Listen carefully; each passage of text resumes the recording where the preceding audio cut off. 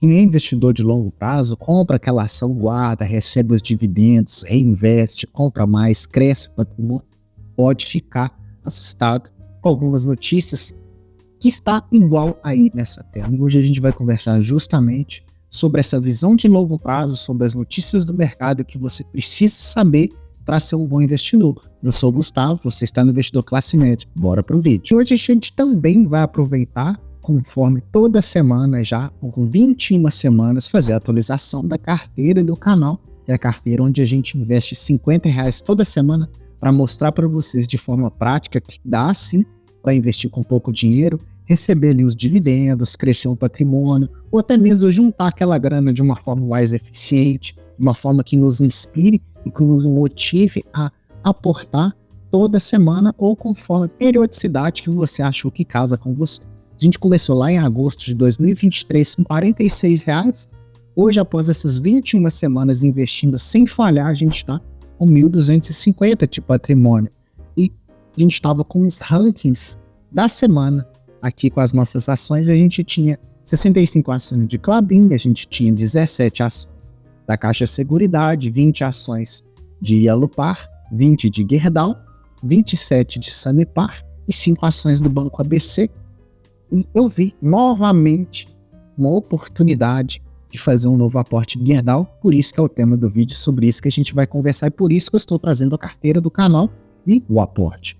Então é o seguinte, olha a oportunidade como o seguinte, é o seguinte, eu tenho o meu preço médio que eu comprei dessas 20 ações que eu tenho a um preço médio mais ou menos de R$10,68. Na semana do aporte eu vi que as ações estavam a R$ 9,95. Então, um jeito de eu no futuro aumentar o tanto de dividendo que eu vou receber é abaixando o meu preço médio.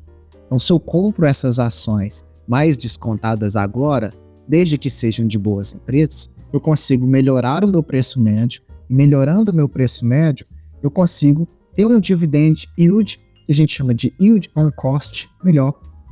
Observa que o dividend yield da ação está um pouco maior do que o meu yield on cost. Mas você vai ver com o decorrer do aporte, como que isso muda, do mesmo jeito que mudou aqui em Klabin, por exemplo, que a gente tem um dividendo da ação de 6,02, mas o meu yield on cost é 6,14. Por quê?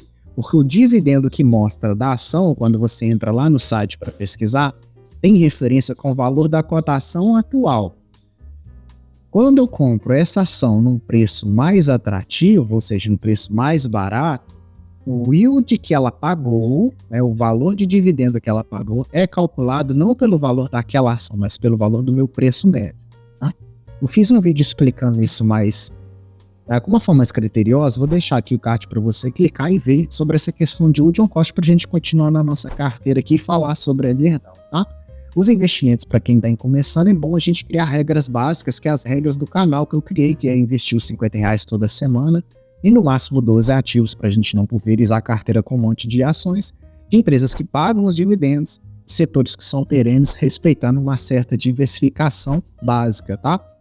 Essa diversificação que você vê aqui na tela, ela é uma diversificação iconitária setorial que eu achei interessante de manter um equilíbrio dinâmico na carteira e não vai deixar você muito exposto a um setor específico e esse setor, se caso ocorra alguma coisa negativa com ele, a rentabilidade da sua carteira vai lá para baixo. Então mantém um certo equilíbrio. É claro que algumas distorções podem acontecer, conforme vocês vão ver no fim do vídeo, mas seria o ideal aqui da meta que eu criei para a carteira do canal, seria isso, né? E conforme as notícias, né, a margem da Gerdau perto das mínimas.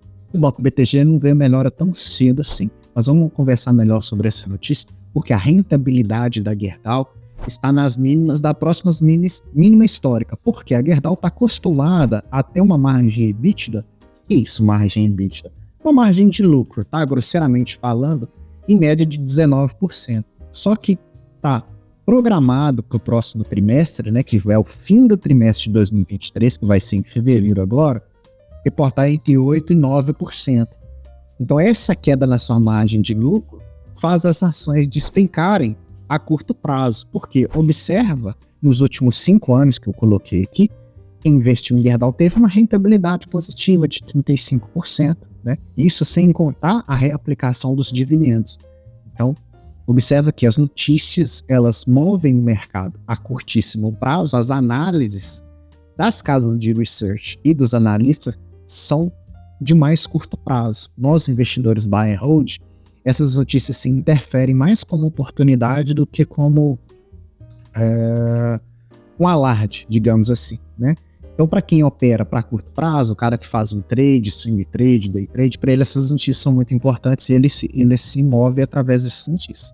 Mas quem é investidor de longo prazo, observa que, mesmo com essa queda de rentabilidade, as ações estão performando bem ao longo dos anos, tá? Então é o seguinte, mas o que acontece? Segundo lá os analistas, eles ainda continuam com a recomendação neutra, eles não pedem para vender, nem para comprar com essa oportunidade, assim para manter carteira, para decidir o que vai acontecer, né? Então por quê? Porque a Gerdau, ela é uma empresa muito bem gerida. Então o corpo diretor da Gerdau é excelente. Eles buscam o tempo todo tentar aumentar essa margem de lucro, né? Porque o que acontece? No Brasil, a penetração dos aços longos, né, a importação desses aços está mais atrativa do que você comprar o próprio aço. Então isso, de certa forma, causa uma competição desleal do nosso mercado nacional para o mercado exterior. Então é mais barato comprar o aço lá da China, mesmo que a qualidade seja inferior, trazer para cá do que comprar o próprio aço aqui e desenvolver o produto perante isso. Então essa briga desleal faz vender menos. Então a Gerdau fica mais exposta a tentar vender para os Estados Unidos. Mas não só a Gerdau, né? A Gerdau, a CSN, a Uzi Minas e as outras siderurgias vão ter um ano difícil. Estão com um ano difícil agora no início de 2024, porque a China vem produzindo, ela já tem um estoque alto de aço. Mas para permanecer com o PIB crescente, o que a China faz? Ela não diminui o volume de produção das fábricas, ela mantém constante. Então continua produzindo e quanto mais oferta tem, fica mais fácil de negociar, eles vendem mais baratos ainda. Então o que diz é que a China vem produzindo um volume maior de aço plano, focado na exportação para diversas regiões. Com isso aqui, os nossos resultados são pressionados, foi o que eu disse, né, anteriormente. Então eles não vão diminuir a produção, porque eles querem que o PIB cresça e eles vão vender mais. Para a gente aqui fica mais complicado. Porém, um ponto positivo é que lá nos Estados Unidos, eles estão tentando flexibilizar melhor o imposto sobre a importação de produtos. Porque lá também, para segurar essa alta venda da China, digamos assim, para os americanos não ficarem importando o tempo todo, para dar uma segurada nesse mercado exterior, eles colocam um imposto sobre importação. Então, Gerdau tem negociado com os Estados Unidos, parte da receita da Gerdau é de exportação para os Estados Unidos para melhorar essa flexibilização de venda para eles e assim melhorando o nosso lucro, né? Então a sobretaxa era considerada por mais de 30 anos uma barreira comercial para a exportação brasileira nos segmentos dos tubos soldados e aço nos contêineres norte-americanos. Então à medida que isso melhorar, fica mais fácil para fazer essas exportações. De qualquer maneira, Gerdau continua ali ao longo dos anos oferecendo um lucro razoavelmente interessante, porque a sua receita vem crescendo com o passar dos anos, apesar de que, nesses últimos 12 meses, sem esse último resultado, a gente tem uma pequena queda aqui, mas um gráfico que eu gosto muito de olhar é esse gráfico de cotação versus lucros, que segue com esse gap gigante ali. Geralmente, a cotação segue o lucro. Então, a empresa dá muito lucro, a cotação sobe junto. Vê caso Banco do Brasil, por exemplo. Então, é o seguinte, aqui a gente tem uma oportunidade de analisar com mais carinho essa empresa, porque está com um valor bastante atrativo de se investir pensando a longo prazo, lembrando que isso não é recomendação de compra ou de investimento, estou trazendo um dado já do mercado, tá? Porque quem entende, falando em dados do mercado, quando a gente vai comprar uma empresa, a gente analisa os indicadores de valuation, além de como a empresa ganha dinheiro, que é o que a gente viu. Então a gente percebe nos últimos 12 meses que Gerdau entregou um dividend yield de 14%, está negociando mais barato do que a própria empresa, preço valor patrimonial de 0,62, o EV/EBITDA de 1. A gente observa que EV/EBITDA abaixo de 7 já é interessante de negociar. Aqui está com um ponto bastante interessante, entregando um ROI de 15,2%, uma margem um pouco apertada de 3,8%, mas a empresa super saudável, não tem dívida nenhuma, essa empresa tem dinheiro no caixa aí, com liquidez corrente de 3,02%. Isso quer dizer que para cada R$3 de dívida de curto prazo, Gerdau tem R$3 sobrando. Tá? Se gosta do conteúdo, tô te lembrando aqui de compartilhar para ajudar a fazer o meu canal crescer. Compartilha com aquele amigo que está começando a investir, joga no grupo lá da família de investimento, tá bom? E nem todos são notícias ruins, né? Então a Gerdau entra pela terceira vez na carteira de índice de carbono eficiente da B3.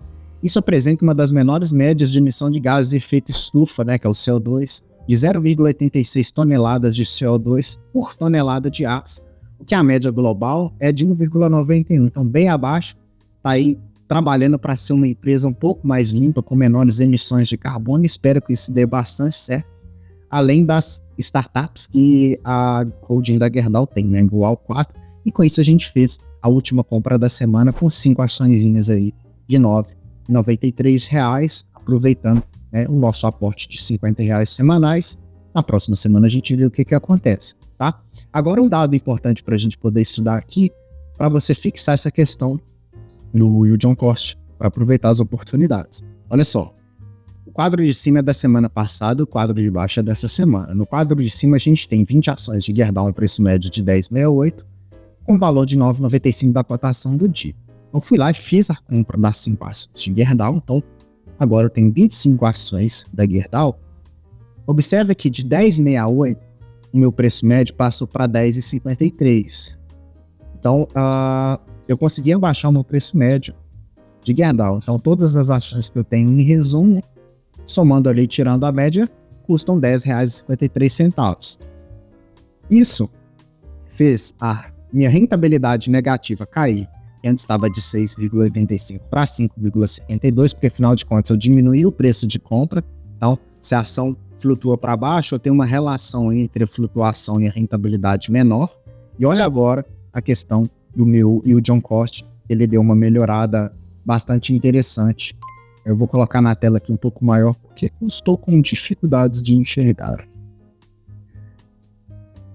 Aí, pessoal, é o seguinte, a gente tem aqui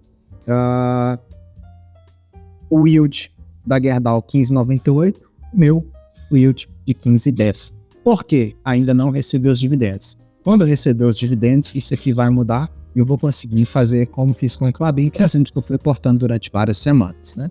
Então, mesmo quando o preço não está tão atrativo assim, como ela já é uma empresa bem fundada no canal, eu mantenho aqui as minhas compras. Observe, já comprei a R$ 11,70, R$11, mas as compras de maior volume foram a R$ 10,60 e a R$ 9,93 agora também, para poder melhorar essa questão. Espero que você tenha entendido isso. Se não ficou claro essa coisa de yield on cost, deixa no comentário que eu vou faça um vídeo mais específico ou te respondo lá mesmo em todo carinho, tá? A rentabilidade da nossa carteira continua bem positiva, né? Aproveitando também aí o bull market, esses 8,68 de rentabilidade frente ao Ibovespa de 12, frente ao CDI de 4,45, mostrando que as ações que nós escolhemos foram boas ações. Por quê?